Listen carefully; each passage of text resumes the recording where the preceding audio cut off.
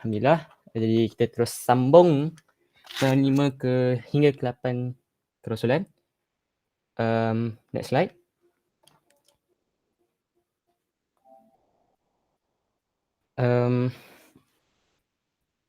So,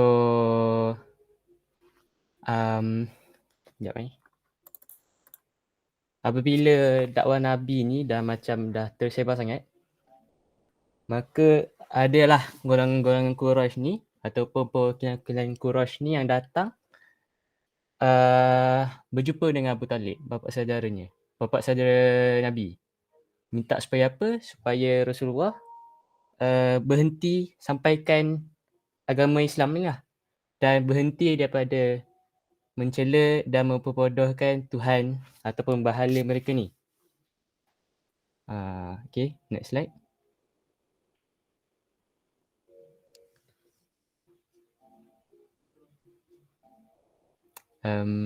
Zaid dengar Zaid?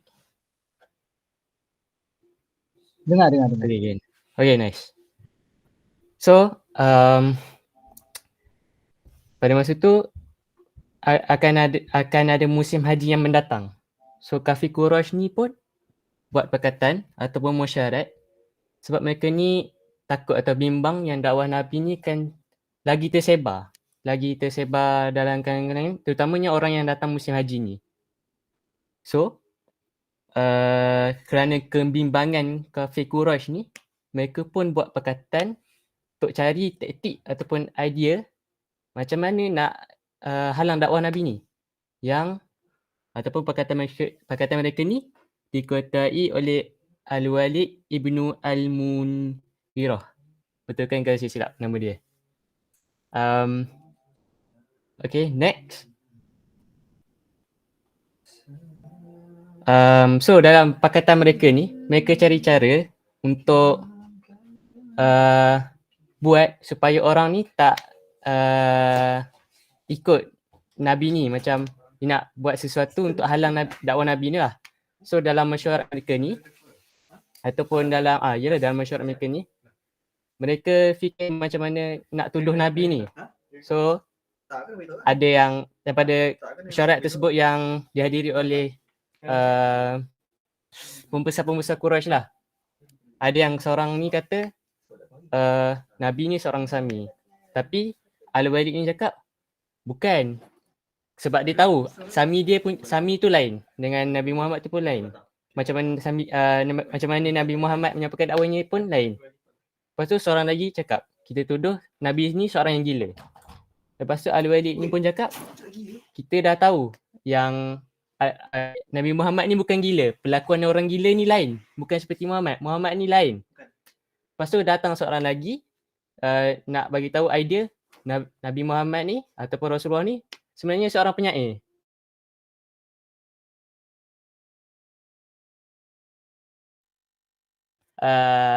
Penyair ni macam mana kata-katanya? Yang lain daripada Nabi Muhammad ni lah. Lepas tu datang seorang lagi, dia cakap, so kita senang, kita tuduh Nabi Muhammad ni seorang ahli sihir.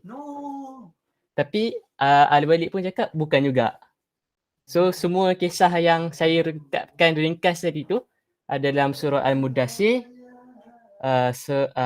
ayat 18 sampai 25. Muka surat saya letakkan kepilkan sekali tu, muka surat 576. Kalau ada sesiapa yang ada mushaf tepi-tepi ke boleh tengok. Saya baca, saya ingatlah mafhum dia macam mereka daripada ayat 18 sampai 25 ni lebih kurang mereka ni cari jalan untuk halang dakwah Nabi ni. Sampai mereka tak tahu macam mana nak buat, macam mana nak tuduh Nabi ni. Lalas mereka ni cakap Nabi ni seorang ahli sihir. Macam tu je. Sebab dah mereka ni tak ada idea sangat. Mereka cuba cari jalan tu tapi memang tak ada. Okay, next.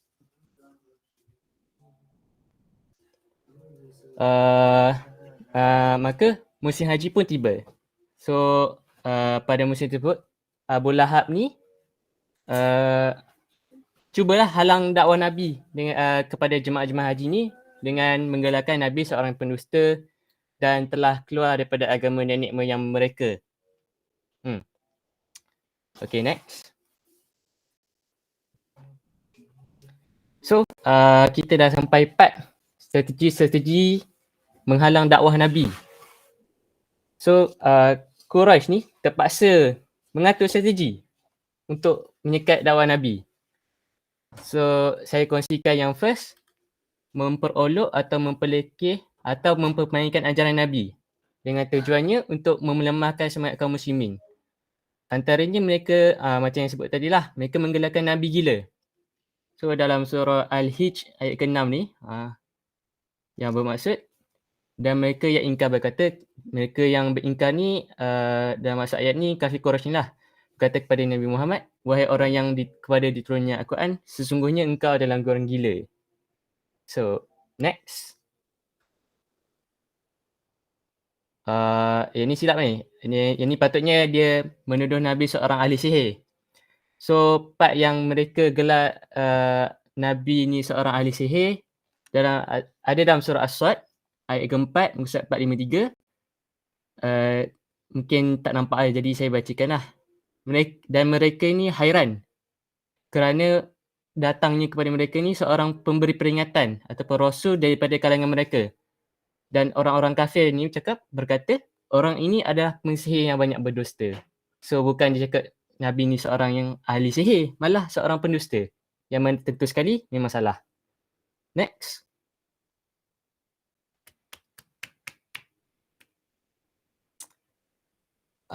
Okay, poin yang seterusnya, mereka ni cuba mereka-reka. Mereka ni dalam mereka-reka maksudnya, bukan mereka orang tu. Mereka ni mereka-reka cerita palsu tentang ajaran Nabi. So, mereka gelarkan Al-Quran ni hanya cerita, sebelum ni, okay, sini. Al-Quran ni mereka gelarkan sebagai hanya cerita dongeng. Bagaimana mereka ceritakan ni ada dalam surah Al-Furqan, ada dalam ayat ke-5, surat 360. Saya tengok kejap.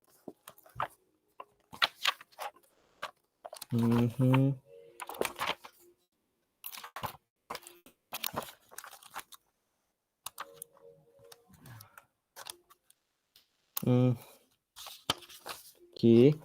Ayat ke-5. Yang maksudnya, dan mereka berkata, itu hanya, so itu dalam ni bermaksud ayat Al-Quran, dongeng-dongeng orang yang terdahulu, yang diminta agar dituliskan, yang diminta oleh Muhammad agar dituliskan. Lalu dibacakanlah dongeng itu kepadanya setiap pagi dan petang. Okay, mereka juga ni meragui kerasulan Muhammad dengan maksud kenapa Rasul ni bukan seorang malaikat. Sebab dalam ayat Al-Furqan ni, so dalam muka surat yang sama juga, mereka pula berkata, mengapa Rasul ini makan, minum dan berjalan di pasar-pasar seperti manusia lain?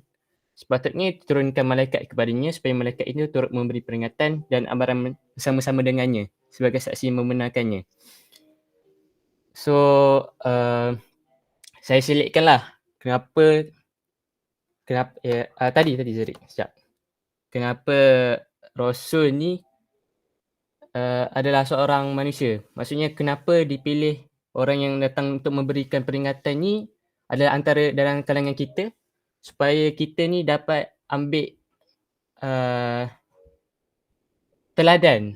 Sebab kita tahu yang kalau kita contohlah, katakanlah Rasul ni seorang malaikat.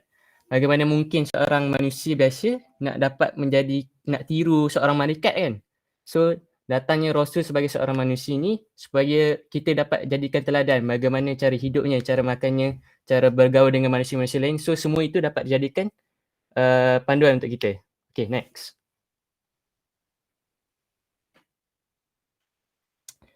Lepas tu, so ada antara mereka ni cuba nak saingi Quran dengan cerita dongeng dan hikayat-hikayat yang mengarut lah.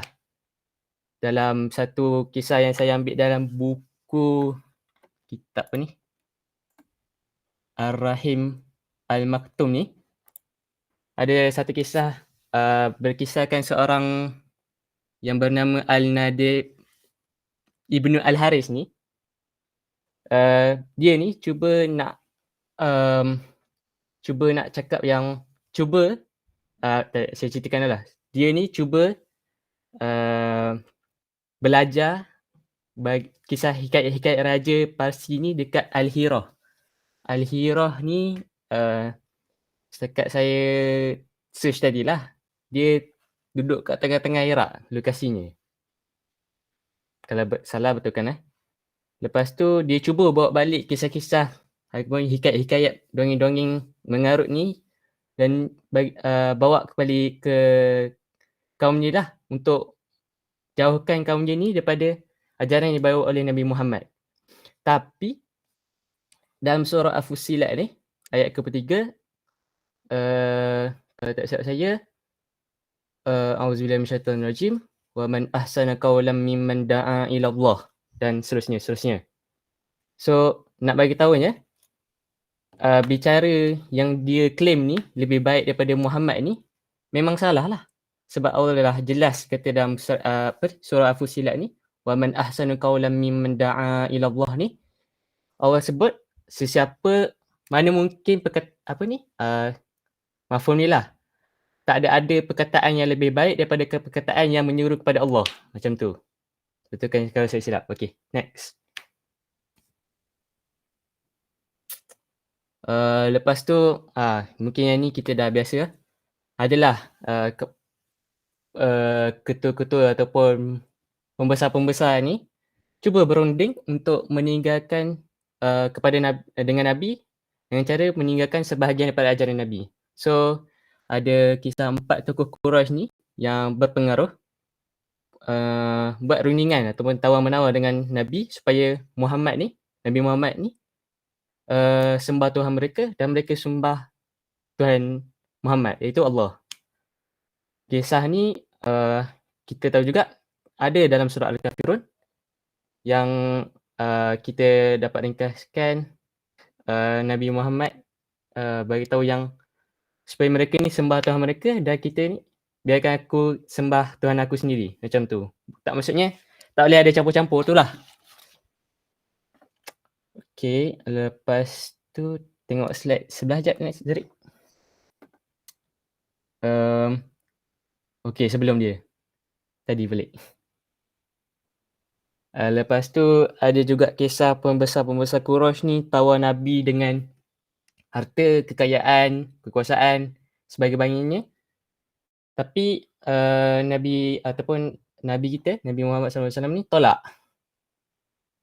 So apa yang kita boleh ambil daripada tu? Daripada kisah Nabi menolak tawaran harta-harta, kekayaan, kekuasaan ni supaya dengan matlamat untuk menghentikan dakwah Nabi. So antaranya daripada kisah tersebut kita tahulah kita dapat tahu yang hujah bahawa Nabi Muhammad ni menyampaikan Islam hanya untuk mengejar kekayaan dan kekuasaan, yang mana semestinya salah. Daripada yang tadi kita tahu mana mungkin seseorang yang ditawarkan yang memang nakkan kekuasaan, apabila ditawarkan kekuasaan, kekayaan ataupun pengaruh, tiba-tiba dia menolak. So memang salah kat situ. Lepas tu apa lagi yang kita boleh ambil dalam perjuangan membawa ad-din yang satu ni, kita tak boleh macam contoh kita nak bawa tu kita kena bawa betul-betul. Tak boleh sebab harta dia jadi sengit sikit. Macam tu lah perumpamaan dia. Itu perumpamaan yang boleh saya bawa lah. Okay, next.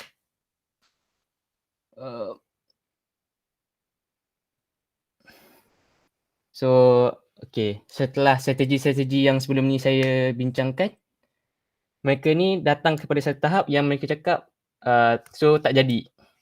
So mereka terpaksa resort kepada cara penyiasatan. So adalah cara-cara dan strategi yang mereka untuk halang dakwah Nabi, yang lujnah yang untuk halang guna kekerasan ni diketuai sendiri oleh Abu Lahab. So yang bawah tu saya sertakan macam mana Abu Lahab lah, yang sebelum tadi pun kita dah kongsi oleh saudara Felani, betul? Macam mana Abu Lahab ni. Tapi saya kepilkan bahawa Abu Lahab ni lontar batu kepada Nabi Muhammad sehingga pecah tumit, sehingga berdarah. Lepas tu isteri Abu Lahab, Urwah Harb ni yang letak jerangkap sama dekat laluan yang digunakan Nabi, lepas tu letak duri-duri sebagai satu cara untuk halang dakwah Nabi lah. Okay, next. Lepas tu jiran-jiran Nabi sendiri, Uqbah, ada banyak jiran-jiran Nabi tapi saya sertakan satu je di sini. Uqbah bin Abi Mu'id dan jiran-jiran yang lainnya baling najis pada Nabi dalam periuk memasak ketika solat sehingga Nabi ni terpaksa berlindungkan batu untuk solat. Okey. Saya rasa setakat itu saja. Part saya serahkan kepada saudara Zarik. Tafadhal mashkur.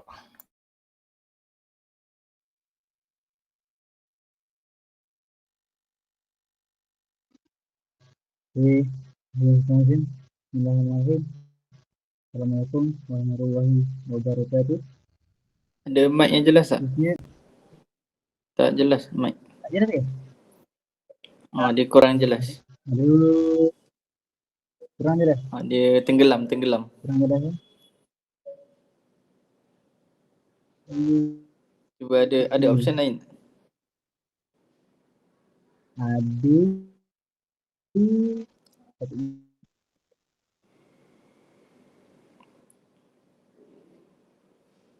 Sekarang okey tak? Ke sama je? Okey. Ini terbaik. Okey.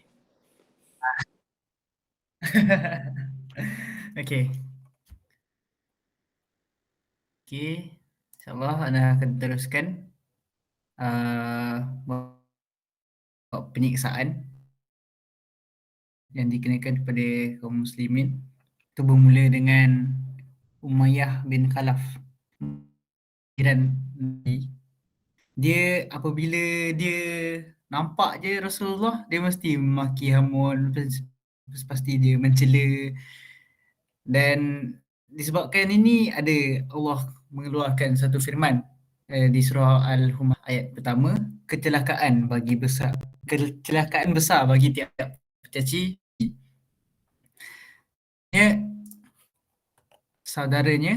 Saudara Al-Humazah, Ubay bin Khalaf, dia pula berkawan rapat dengan Uqbah bin Abi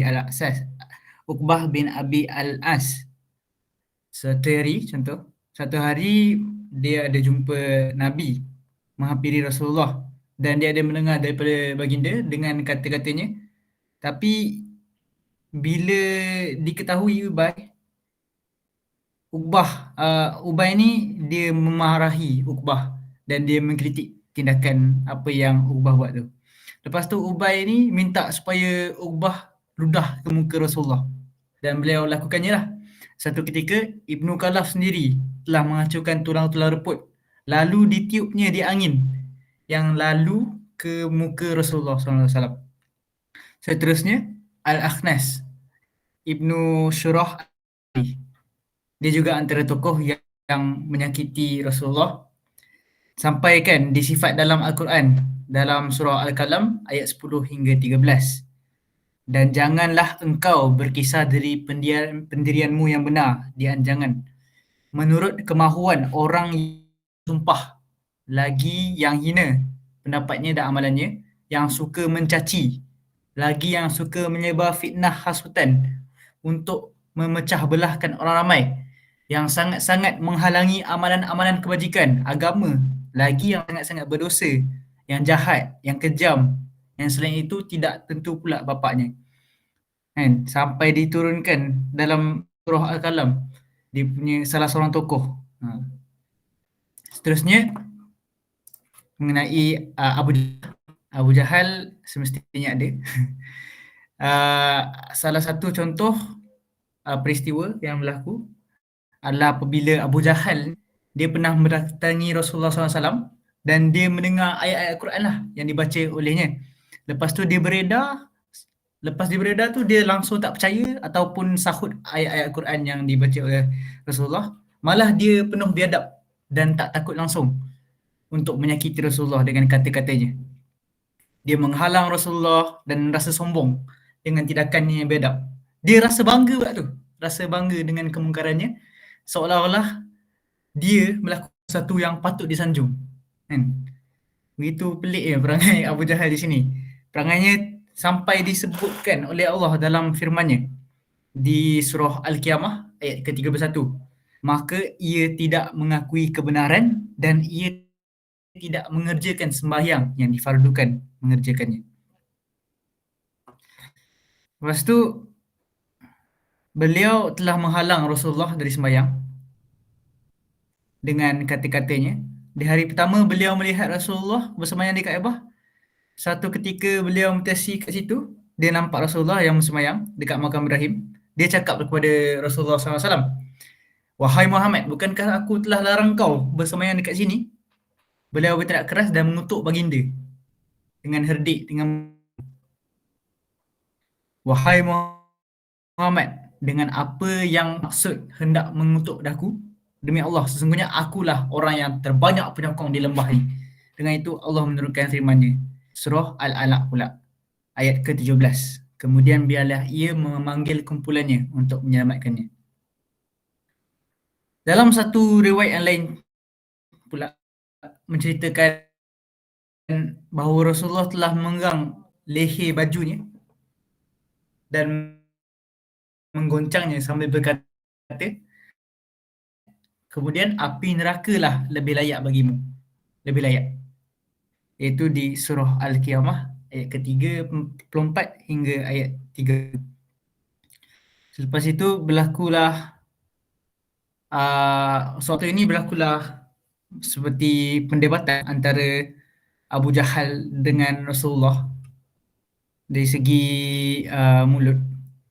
Sampaikan satu peristiwa yang Abu Jahal cakap yang dia akan demi Al-Lata dan Al-Uzza, sekali ni aku akan lanyak tengkuknya sekiranya aku lihat dia sedang bersujud.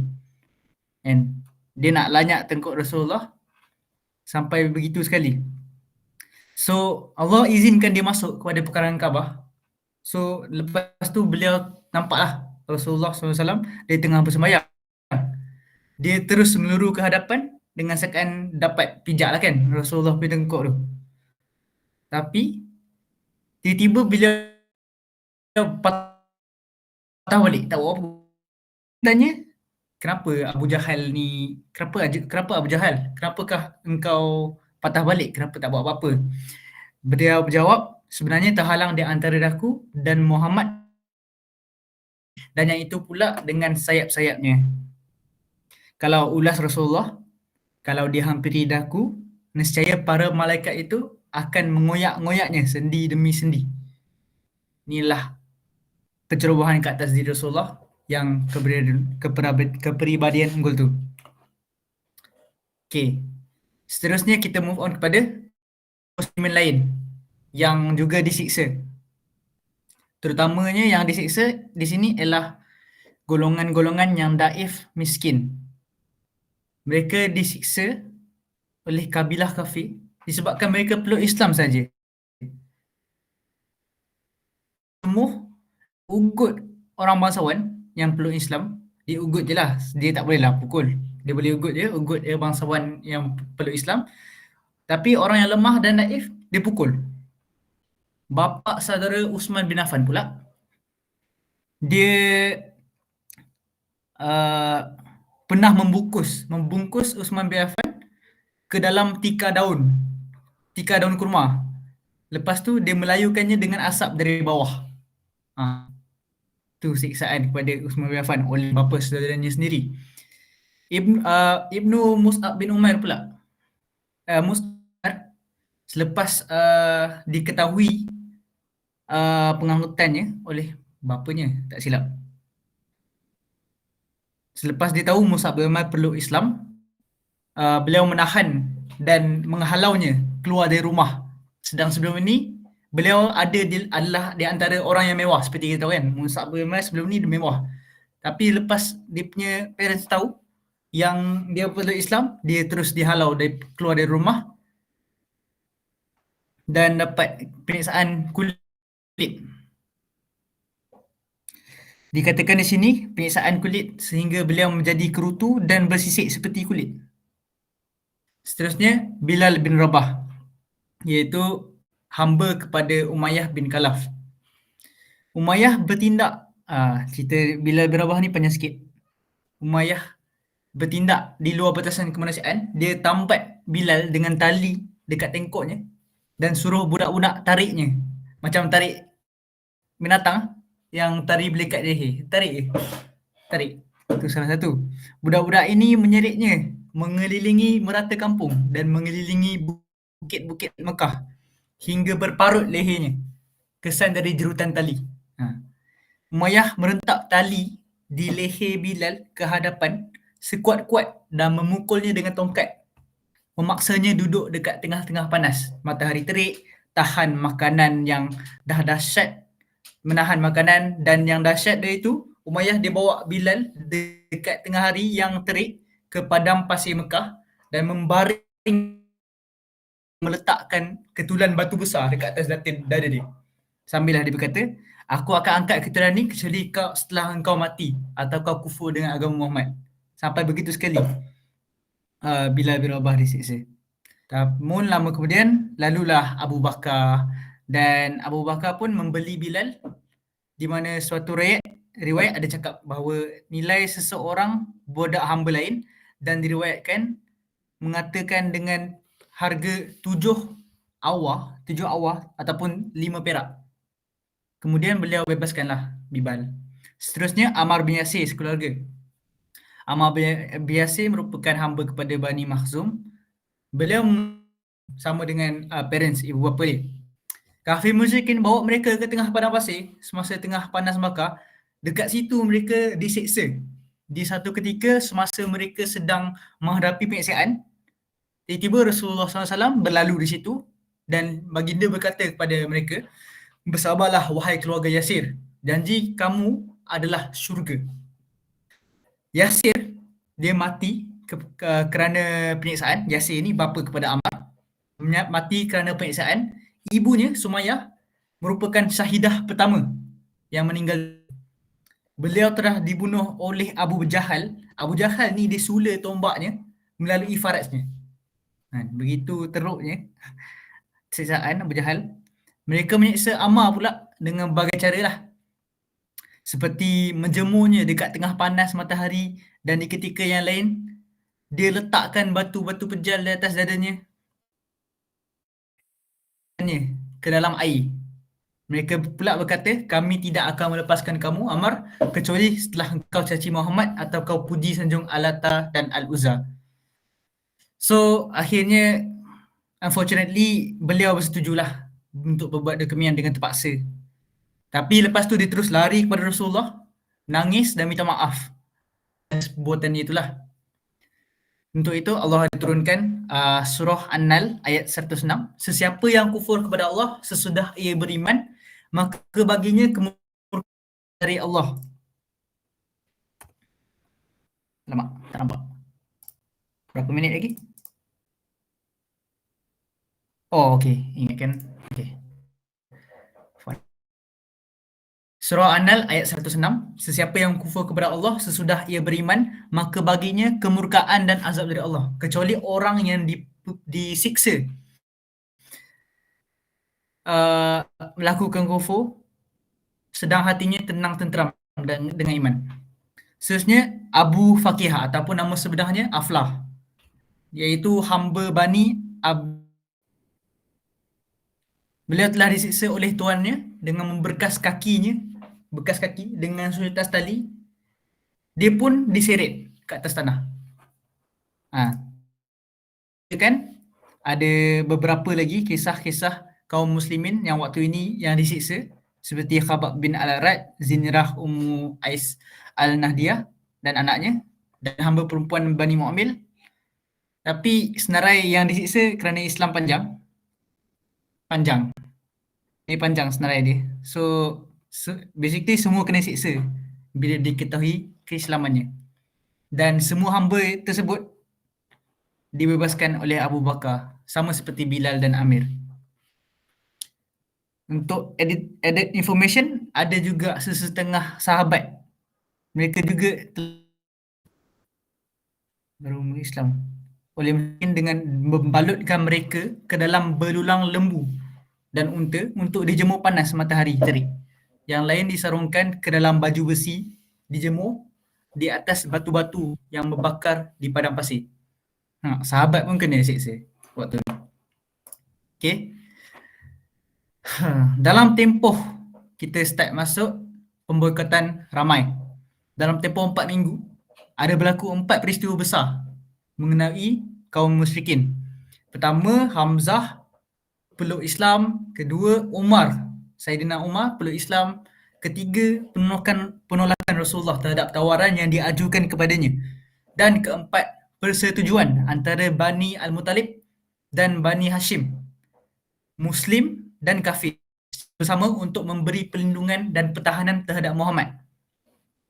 Peristiwa ini membuatkan kaum musyrikin bingung sebab mereka tahu kalau mereka bunuh Muhammad ini, lembah Makkah akan ada di tangan mereka sendiri. Okey. Berapa minit lagi? Masih lagi? Peristiwa tahun berapa peristiwa ni? Empat ni tahun berapa? Tahun keberapa? Yang ni sebelum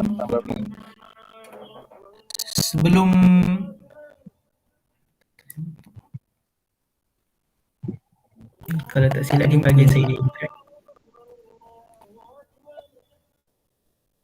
oh ya ke? Ha. Oh, dah masuk. Ini sebelum mereka masuk lorong. Tak silap saya. Sebelum diadakan piagam penyiksaan dan kezaliman.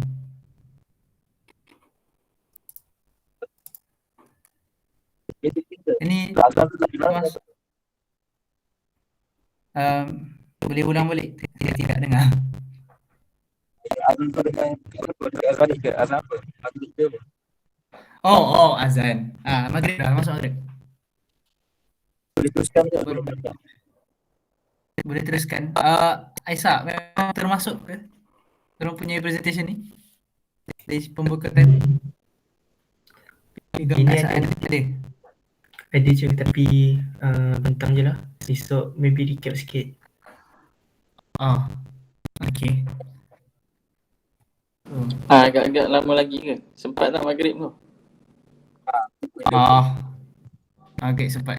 Dalam 7 minit, 6 minit. Kena ke Jaki? Tak dengar? Tak punya ni. Kalau Zani kata boleh teruskan nama ni. Okay. Okay. So, seperti yang dikatakan, kaum musyrikin bingung lah. Sebab waktu ni, mereka tahu kalau mereka bunuh Muhammad, akan mereka pula yang kena kan.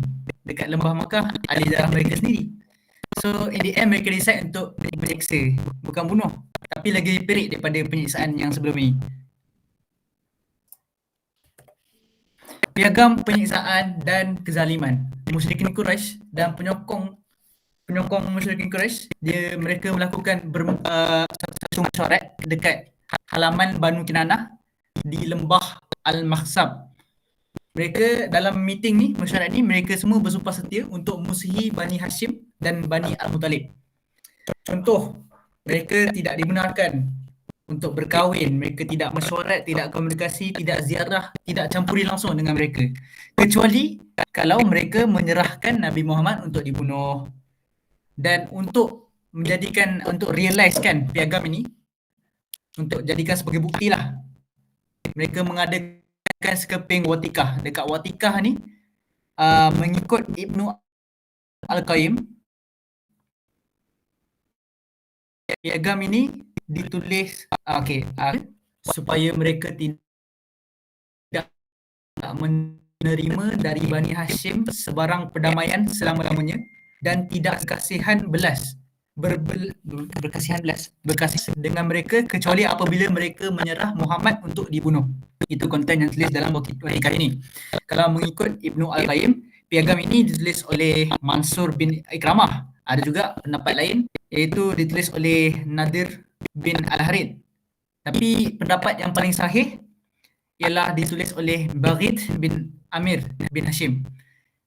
Dan beliau yang penulis ni didoakan oleh Rasulullah SAW supaya tangan yang ditulis ditulis piagam tu lumpuh. So piagam tu selepas ditulis dia digantung dalam Kaabah.